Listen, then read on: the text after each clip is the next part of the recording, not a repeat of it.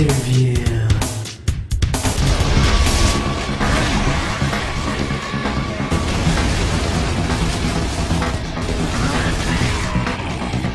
So in Gears of War 3 multiplayer, we have a new mode, which is new to the franchise, but not new to the shooter genre of Team Deathmatch. And it's important to note that when we put things into Gears, we twist them our own certain way to make it kind of Gears-like. And one thing we've done is it's not just a matter of getting to a certain score and wow, the match is over, that was fun. You essentially deprive the other team of respawns. So what ultimately happens is for a little while it's regular Team D, people are spawning in and they're having fun. Then after a certain point, you run out of lives, and it turns into a last man standing type situation, which results in some great dramatic situations in the playtest lab. On top of all that, we've taken some of our previous modes, and one of them, which was kind of called Submission. It was basically a mode where you kind of try and capture an AI and hold it, right? We've changed that so it's capture the leader. So one player on the COG is Chairman Prescott, the player on the Locust is Queen Mira. You spawn and you basically have to capture the leader, take him hostage and take him somewhere in the map and just hang on to him for a certain amount of time, which has proven to be quite a bit of fun.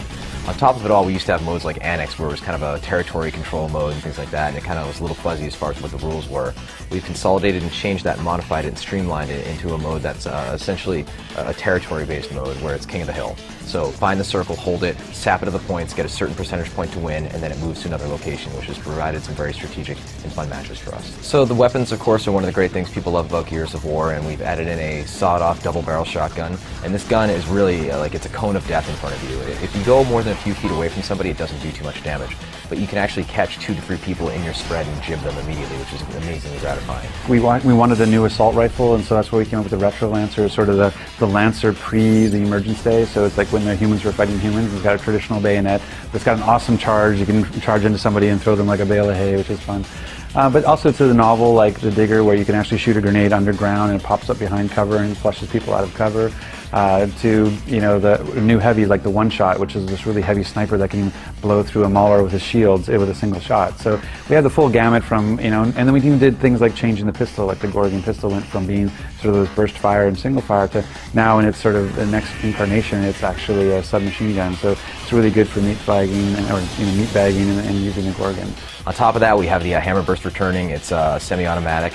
Pull the trigger and fire as fast as you can almost. And we have iron sights, which is a first for the franchise, so you can actually zoom in and see your enemy closer and take them out from a longer distance. So everything covered from super close range, the sawed-off double-barrel shotgun, all the way through to the Hammer Burst.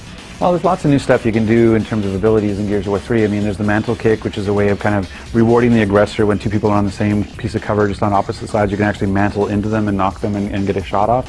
But there's also things like, with the Retro Lancer charge, we've got things like being able to spot now, where you can spot an enemy for your teammates and call out that you see an enemy.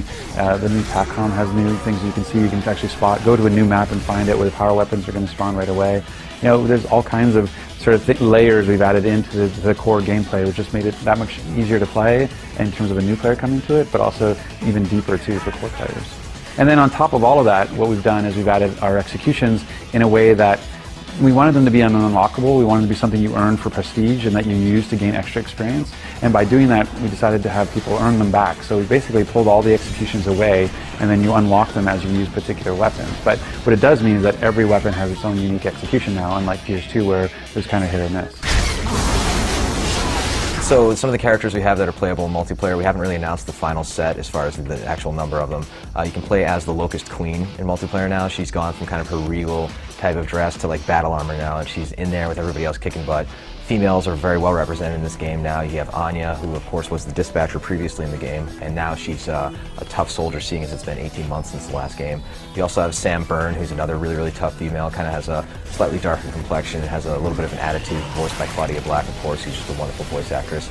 As well as unlockable characters, right? We have, you can play as, Augustus Cole, the Cole Train, right? But you can also unlock his thrashball outfit, being, of course, the sport that he used to play. So seeing this guy who essentially looks like a football player running around and beating the crap out of these locust creatures is immensely gratifying. We hope players want to continue to grind and unlock these things. So we have lots of new maps. I mean, I think so far we've revealed 5 of the new maps that we have, and we have everything from, Trenches, which is sort of a locust-themed map, which has a sandstorm that blows in when you hear the horn roar, to Thrashball Stadium, where Cole used to play, to Overpass, which is a sinking map that over time will actually go into the underground as you're playing. And so it doesn't change the battlefield, but it does give a sort of cosmetic change to the world and makes the maps feel a lot more interactive and dynamic. Bam. one of the mantras we have for Gears of War 3 is if you've never played a Gears game before, like, just give this one a go, right? Because we're going to recap the story very well at the beginning. You're going to know exactly what's going on. When you get into the online space, we wanted to make sure that it wasn't just, welcome to Gears, here's a shotgun to the face, now wait 3 minutes to play again for that same experience. The hardcore love it, the casual gamers might not so much. By adding Team Deathmatch, that's going to help, so players can maybe only wait 10 seconds in a spawn queue and then they get back in and they get to get some kills and start the experience grind, right? On top of all that, we were putting in a feature that I think might be slightly controversial, but I think is going to help the game in the long run. It's kind of a newbie assistance to the game, whereas we detect if you've never played Gears 1 or Gears 2, have no achievements, you get a little bit of help for your first 10 kills, get a little bit of extra health, get a little bit of a damage boost. So we can give them a little bit of the taste of how good it feels to take somebody down in the Gears world. So hopefully, by the time this thing eventually wears off, the training wheels are off and they can kill everybody else with equal skill. So originally Gears 2 was slated to ship in April 2011. We have since made the strategic decision to ship it in holiday window for 2011. We're really excited about the delay, actually. I mean, I understand why it's frustrating for some of the customers. And from our side, you know, the fact that we were completely on track for an April release, it is a little disheartening from that perspective. We were getting set up and we were starting to really close down the project and getting ready to ship it for April. But at the same time, there's a huge opportunity here, which is, you know, betas are not trivial. There's a lot of work to getting, you know, to go through cert and has to be polished enough to be able to get there, because everybody sort of treats it as a demo nowadays. It's not just a beta.